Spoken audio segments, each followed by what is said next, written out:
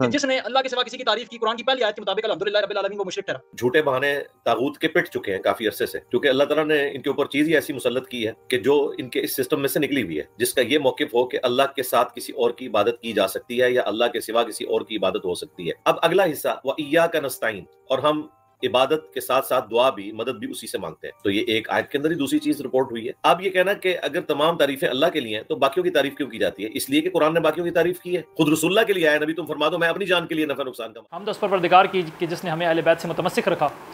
مختصر یہ کہ اہل بیت سے متمسک ہونے کی وجہ سے ہم امت کی تکفیر نہیں کرتے، ہم امت پر شرک کے فتوے نہیں لگاتے، جیسا کہ تمام فرقوں کے اندر یہ روش پائی جاتی ہے۔ اب وہ روش ان لوگوں کے اندر بھی آئے کہ جو فرقوں کی اس بات پر مذمت کرتے تھے کہ یار لوگوں پر فتوے نہ لگاؤ، لیکن وہی لوگ آج امت پر شرک کے فتوے لگاتے ہیں، امت مسلمہ کے ایک بڑے طبقے پر شرک کے فتوے لگاتے ہیں۔ اور جب ان سے کہا جاتا ہے کہ یہ شرک ذرا ثابت کر دیں، تو پھر ثابت کرنے کے لیے ان کے پاس قرآن کی آیت تو بڑی دور کی بات، ایک صحیح حدیث تو بڑی دور کے بعد ایک ضعیف حدیث بھی ان کے مقدمے میں نہیں ہے۔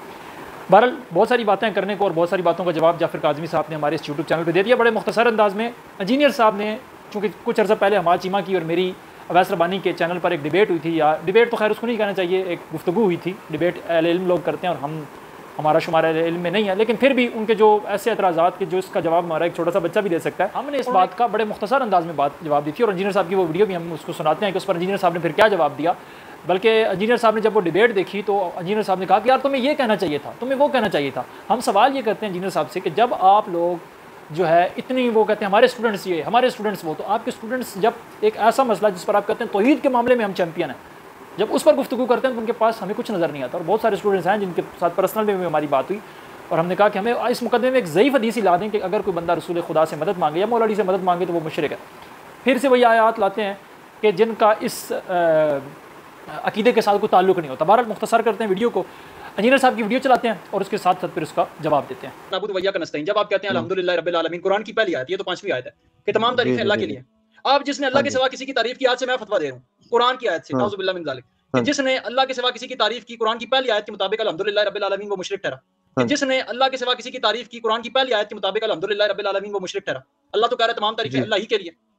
تو میرے بھائی قرآن کو نہ تو میں سمجھ سکتا ہوں، نہ تو حماد چیمہ صاحب سمجھ سکتے ہیں، نہ تو حنیف قریشی صاحب۔ قرآن کی تفسیر کا حق یا رسول خدا کو ہے یا رسول اللہ کے 12 خلفاء کو ہے۔ جی اگلا سوال نمبر 14 ابو بکر صدیقی بھائی کا یو پی انڈیا سے پوچھ رہے ہیں، جب ہم کسی کو قرآن سے دکھاتے ہیں کہ اللہ کی عبادت کرو اور اس سے مدد مانگو تو وہ کہتے ہیں کہ سورۃ فاتحہ میں بھی لکھا ہے کہ تمام تعریفیں اللہ کے لیے، تو ہم دوسروں کی تعریفیں کیوں کرتے ہیں؟ تو اس اعتراض کا کیا جواب دیں؟ بالکل نانسنس بات کر رہے ہیں وہ۔ اچھا انجینئر صاحب کہتے ہیں دیکھیں بالکل نانسنس بات کر رہے ہیں، کیوں؟ کیونکہ انجینئر صاحب کی بات کا رد ہو رہا ہے، اور اس ویڈیو کا جواب بھی انجینئر صاحب خود دیں گے، ذرا سنیے گا۔ اس مقدمے کو پہلے بھی کئی دفعہ آپ کے لائیو سٹریم سیشن میں جوائن کر چکے ہیں، یہ جھوٹے بہانے طاغوت کے پٹ چکے ہیں کافی عرصے سے۔ نہیں، میں یہ سوال کرتا ہوں انجینئر صاحب سے کہ طاغوت کے جھوٹے بہانے ان کے پٹ چکے ہیں کہ جو اعتراضات کا جواب نہیں دیتے۔ انجینئر صاحب جانتے ہیں کہ ہم نے ان کے یا علی مدد کے ٹاپک پر جتنے لیکچرز تھے سب کا جواب دے دیا، اور آخر میں چیلنج بھی دے دیا کہ ضعیف حدیث لے آؤ اپنے مقدمے میں، ٹھیک ہے؟ اور ان کے پاس کچھ بھی نہیں ہے، کچھ بھی نہیں ہے۔ ہم نے کئی دفعہ ان سے کہا کہ ہمارے جو ہم نے ویڈیوز بنائی ہیں جعفر کاظمی صاحب نے، ان کا رپلائی کر دیں، جواب دے دیں، بھائی جو باتیں آپ بیان کر چکے ہیں ان کا جواب دیا جا چکا ہے، اب ان کا جواب آپ نے دینا ہے، یہ نہیں کہ جن باتوں کا جواب دیا جا چکا ہے وہی اعتراضات دوبارہ سے اٹھائیں۔ تو بہرحال سنیں ویڈیو۔ کیونکہ اللہ تعالیٰ نے ان کے اوپر چیز ہی ایسی مسلط کی ہے کہ جو ان کے اس سسٹم میں سے نکلی ہوئی ہے۔ اس کے اوپر تو ہم نے اس لائیو سیشن میں ایک دفعہ تفصیلی گفتگو کی تھی، آپ نے اس کا کلپ بھی بنایا تھا۔ یہ بات پہلے کامن ٹرم پہ آئیں، کیا ہمارے جو مخاطبین ہیں، ہم سے سوال کرنے والے لوگ، کیا وہ اس بات کے قائل ہیں کہ اللہ کے سوا کسی اور کی عبادت ہو سکتی ہے؟ تو یقیناً مسلمانوں میں کوئی ایسا فرقہ نہیں ہے جس کا یہ موقف ہو کہ اللہ کے ساتھ کسی اور کی عبادت کی جا سکتی ہے یا اللہ کے سوا کسی اور کی عبادت ہو سکتی ہے۔ تو پہلے تو ہم ان سے سوال پوچھیں گے کہ اگر قرآن میں یہ لکھا ہے ایاک نعبد، کہ ہم تیری ہی عبادت کرتے ہیں، اس کا مطلب یہ لوگ یہی لیتے ہیں نا کہ کسی اور کی عبادت نہیں کرتے؟ تو اس کا مطلب یہ ہے کہ ہم اور یہ متفق ہیں اس کے اوپر، اس بات پہ تو ہمیں ٹونٹ نہیں کیا جا سکتا۔ اب اگلا حصہ وَإِيَّاكَ نَسْتَعِينُ، اور ہم عبادت کے ساتھ ساتھ دعا بھی، مدد بھی اسی سے مانگتے ہیں۔ تو یہ ایک آیت کے اندر ہی دوسری چیز رپورٹ ہوئی ہے۔ اب اس آیت سے انجینئر صاحب فیل کیا کرواتے ہیں کہ اے اللہ عبادت بھی تیری، مدد بھی تجھ سے، لیکن اب اس کا جواب بھی انجینئر صاحب خود ہی دیں گے، اور ہم بھی اس بات کی قائل ہیں کہ عبادت بھی اللہ کی ہے، ہر مدد اللہ کی طرف سے ہی ہے۔ اب جواب بھی سنیے گا ذرا۔ اب جو استثناء تھا کہ کون سی مدد ہے جو استثناء وہ کون سی مدد ہے استثناء، اب یہ سنیے گا، ایسی مدد ہے جو ہم دوسرے سے لے سکتے ہیں؟ ہاں وہ کون سی مدد ہے جو دوسرے سے لے سکتے ہیں؟ بس ہمارا مقدمہ ثابت ہو گیا۔ انجینئر صاحب آپ اس آیت سے خارج ہو گئے، اب آپ اس آیت سے استدلال نہیں کر سکتے۔ کیوں؟ کیونکہ ایاک نعبد، اے اللہ عبادت تیری کرتے ہیں، ایسی عبادت یا ویسی عبادت یا زندہ کی عبادت یا مردہ کی عبادت یا جو سامنے اس کی عبادت نہیں ہو سکتی، عبادت کسی کی بھی نہیں ہے۔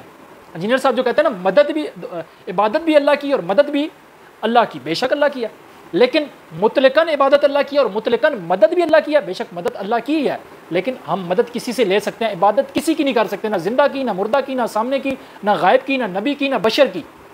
یہ ہمارا پوائنٹ تھا، یہ ہم انجینئر صاحب کو سمجھانا چاہتے تھے، اور انجینئر صاحب سمجھ گئے کہ اس میں استثناء ہے، یعنی کیا کہ عبادت صرف اللہ کی ہے، مدد آپ دوسرے مراحل میں کسی ایک دوسرے سے لے سکتے ہیں، کسی اللہ کے بندے سے دعا کے ذریعے، استغفار کے ذریعے۔ اس پر تفصیلی ویڈیوز ہیں کہ ہم رسول اللہ سے مدد کس کنسیپٹ میں لیتے ہیں اور کس طرح لیتے ہیں، اور اس کا ہمیں حکم کہاں ہے، اس پر تفصیلی ویڈیو ہیں۔ اس مدد کا ذکر یہاں پہ نہیں ہے، یہاں پہ دعا کا ہے۔ وہ والی مدد جو ہے اس کا تو حکم ہے، وَتَعَاوَنُوا، یہاں پہ جو مدد ہے نا، ایاک نعبد و ایاک نستعین، اللہ تیری عبادت کرتے ہیں، تجھ سے مدد چاہتے ہیں۔ آیت کا کانٹیکسٹ دیکھیں نا، اللہ تیری عبادت کرتے ہیں، تجھ ہی سے مدد چاہتے ہیں، کس معاملے میں؟ کہ ہمیں سیدھے راستے پر چلا دے، تیری ہی عبادت میں تجھ سے مدد چاہتے ہیں کہ ہمیں صراط مستقیم پہ چلا دیں۔ خدا کی مدد کا جو منکر ہے آپ اس کو یہ آیت سنائیں۔ ہم تو ہر مدد کو کہتے ہیں کہ کوئی انسان بھی ہماری مدد کرتا ہے تو وہ اللہ کر رہا ہے مدد، یعنی اللہ نے اسے قوت دیا تو وہ ہماری مدد کر رہا ہے۔ بہرحال سنیں جی، لا تعاونوا علی الاثم والعدوان، نیکی اور پرہیزگاری کے کاموں میں ایک دوسرے کی مدد کرو اور برائی میں لگ رہو۔ اس کا مطلب ہے کہ ایاک نستعین میں مراد ہر طرح کی مدد نہیں ہے، بلکہ وہ مدد مراد ہے جو آپ دعا کے طور پر کرتے ہیں۔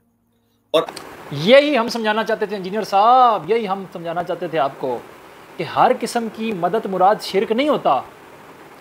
جو مدد، کسی سے مدد مانگنا شرک نہیں ہے، کسی کو اللہ سمجھ کر اس سے مدد مانگنا شرک ہے، کسی کی تعریف کرنا شرک نہیں ہے، کسی کو اللہ سمجھ کر اس کی تعریف کرنا شرک ہے، کسی کو خالق، یعنی میں نے مثال کے طور پہ کوئی چیز کوئی بناتا ہے، بہت سارے انبیاء کے لیے خلق کا لفظ آیا کہ انہوں نے فلاں چیز خلق کی، کسی کو خالق ماننا شرک نہیں ہے، کسی کو رب سمجھ کر اسے خالق ماننا شرک، کسی کو رازق، والدین رازق ہیں بچے کے، ٹھیک ہے، بچہ جب ماں سے روٹی مانگتا ہے یا وہ جو دیگر مثالیں وہ لوگ دے رہے ہوتے ہیں وہ صحیح مثالیں ہیں، اگر وہ خالق سمجھ کر کسی کو اپنا رازق سمجھتا ہے تو پھر وہ مشرک ہے، لیکن اگر وہ سمجھتا ہے کہ اللہ نے اسے رزق دیا ہوا ہے اور یہ اللہ کا بندہ میری مدد کرے گا، اللہ اسے ثواب دے گا، تو بھائی یہ شرک کیسے ہو سکتا ہے؟ یہ بات آپ کو پہلے سمجھ نہیں آتی تھی۔ ایاک نعبد و ایاک نستعین، یعنی عبادت بھی اللہ کی مدد، بھائی اگر آپ نے جب کہا نا کہ وسیع کر دیا اس دائرے کو، تو سر یہی تو ہم سمجھانا چاہتے تھے کہ یہ دائرہ وسیع ہے، یہ دائرہ عبادت کی طرح تنگ نہیں ہے کہ جس طرح عبادت صرف اللہ کی ہے، آپ کسی زندہ کی یا مردہ کی عبادت کریں گے تو آپ مشرک ہو جائیں گے، یہ فارمولے آپ مدد میں نہیں لگا سکتے۔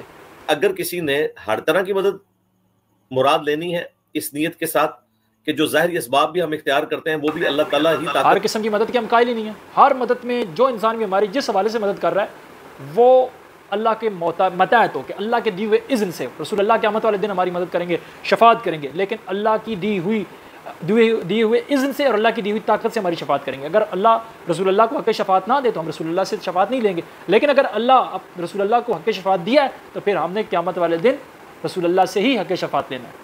اللہ تعالیٰ ہی طاقت کسی کو دیتا ہے تو وہ آپ کی مدد کرتا ہے، جو سامنے موجود ہے، قبر میں گیا ہوا نہیں، دنیا سے گیا ہوا نہیں۔ اس کی دلیل ہی تو قیامت تک ہم نے ٹائم دیا نا، کہ آپ کہتے ہیں جی زندہ سے تو مدد مانگو گے تو ٹھیک ہے، جائز ہے، مردہ سے مانگو گے تو یہ مردہ نہیں، خیر مردہ تو نہیں کہنا چاہیے، ہم تو مردہ سے مدد مانگتے بھی نہیں ہیں، یعنی جو سامنے نہیں ہے اس سے مدد مانگو گے تو یہ شرک ہے۔ اس پر آپ ہمیں کوئی حدیث دکھا دیں۔ اور جناب یہ بات آپ کی ایاک نعبد و ایاک نستعین میں قرآن، اللہ کے قرآن میں یہ بات نہیں لکھی ہوئی۔ اللہ کا قرآن مسلمان کی تکفیر نہیں کرتا جو آپ کرتے ہیں انجینئر صاحب۔ اگر کوئی یہ بھی کرنا چاہتا ہے تو بھی ظاہر وہ اس میں ایک استثناء کے طور پر ہوگا۔ اب آج جو سورۃ الفاتحہ میں الحمدللہ رب العالمین، تعریفیں ساری کی ساری صرف اللہ کے لیے ہیں، تمام تعریفیں اللہ کے لیے ہیں جو تمام جہانوں کا پالنے والا ہے، یہ اپروپریٹ اس کا ترجمہ بنتا ہے۔ اب یہ کہنا کہ اگر تمام تعریفیں اللہ کے لیے ہیں تو باقیوں کی تعریف کیوں کی جاتی ہے؟ اس لیے کہ قرآن نے باقیوں کی تعریف کی ہے۔ ہاں جی سمجھ آئیے انجینئر صاحب کہ قرآن نے دوسروں کی تعریف کی ہے۔ اسی طرح قرآن کہتا ہے کہ جب تم نے اپنی جانوں پر ظلم کر لیا تھا، اسکین آپ کو نظر آ رہا ہے کہ جب تم نے اپنی جانوں پر ظلم کر لیا تھا تو اے نبی آپ کی بزم میں یہ حاضر ہو جاتے اور آپ ان کے لیے استغفار کرتے تو تم اللہ کو پاتے بڑا رحمان اور رحیم۔ اللہ تو کہہ رہا ہے نبی کے بزم میں آؤ، نبی دعا اور استغفار کے ذریعے تمہاری مدد کریں، تو اللہ تو خود حکم دے رہا ہے رسول اللہ سے مدد اختیار کرنے کا۔ اور بتاؤں مدد کیوں اختیار نہیں کرتے؟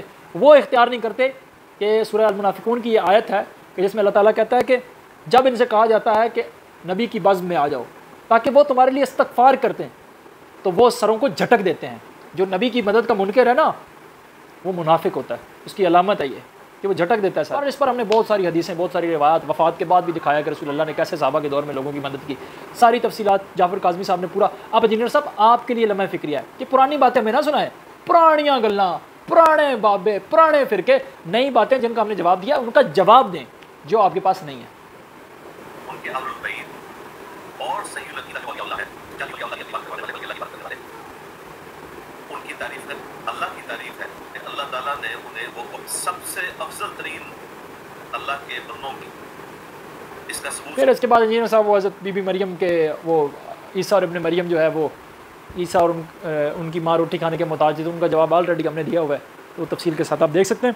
بس محترم اسی کے ساتھ آپ سے اجازت چاہیں گے. معذرت ویڈیو کافی لمبی ہو گئی کہ انجینئر صاحب خدا کے لیے امت کی تکفیر بند کر دیں, امت پر شرک کے فتوے لگانا بند کر دیں, اور وہ بھی ایسی شرک کے فتوے کہ جس کے پیچھے آپ کے پاس کوئی دلیل ہی نہیں ہے, کوئی ضعیف حدیث بھی آپ کی سپورٹ میں نہیں کھڑی ہوئی. تو آج ہم نے الحمدللہ ایاک نعبد و ایاک نستعین, آپ نے انجینئر صاحب سے بھی سن لیا کہ ایاک نعبد و ایاک نستعین عبادت میں استثناء نہیں ہے, مدد کے اندر استثناء ہے. کیوں؟ کیونکہ وہ دی ہوئی جو ڈوز تھی نا پہلی آیت الحمدللہ رب العالمین, اس سے انجینئر صاحب کو سمجھ میں آ گیا کہ نہیں ایسا نہیں ہے. جب اللہ تعالیٰ کسی سے انکار کرتا ہے نا کہ یہ چیز میرے لیے ہے تو اس کا مطلب یہ نہیں ہے کہ وہ مطلقاً اللہ کے لیے ہوتی ہے. بے شک اللہ کے لیے ہے لیکن اور بھی کوئی کر سکتا ہے. جیسے اللہ عادل ہے تو عدل انسان بھی کرتے ہیں, ٹھیک ہے. اسی طرح اللہ تعالیٰ جو ہے وہ تعریف کے لائق ہے لیکن تعریف انسان کی بھی کی جا سکتی ہے. اسی طرح اللہ تعالیٰ رزق دیتا ہے لیکن کسی اور سے بھی آپ لے کے کھانا کھا سکتے ہیں. تو آخر میں اس فارمولے کو یاد رکھیں کہ کسی سے مدد مانگنا شرک نہیں ہے. اگر کوئی اللہ سمجھ کے مدد مانگے گا وہ مشرک ہے. کسی کی تعریف کرنا شرک نہیں ہے. اگر میں کسی پتھر کی تعریف کرتا ہوں, کہتا ہوں یہ کتنا خوبصورت میرا خدا ہے, تو بھائی تعریف بھی شرک ہو جائے گی جب میں اس چیز کو رب سمجھ کے, خالق سمجھ کے. لیکن جب میں رسول اللہ سے مدد مانگتا ہوں تو میرا کیا کنسیپٹ ہوتا ہے کہ اے رسول اللہ, اے اللہ کے بندے, اے اللہ کے مقرب بندے میری مدد فرما. کیسے فرما؟ دعا کے ذریعے, استغفار کے ذریعے. اللہ نے آپ کو حق شفاعت دیا. اب جو بندہ یہ کہتا ہے نا کہ دنیا میں بھی رسول اللہ دعا اور استغفار کے ذریعے مدد کر سکتے ہیں, آخرت میں بھی شفاعت کر سکتے ہیں, لیکن برزخ میں نہیں کر سکتے, ٹھیک ہے, عالم برزخ جو ہے جو دنیا اور آخرت کے درمیان کی زندگی ہے اس میں نہیں کر سکتے, تو اس کی ان کو دلیل دینی پڑے گی, اور یہ دلیل ان کے پاس بالکل بھی نہیں ہے. جزاک اللہ, سلامت رہے.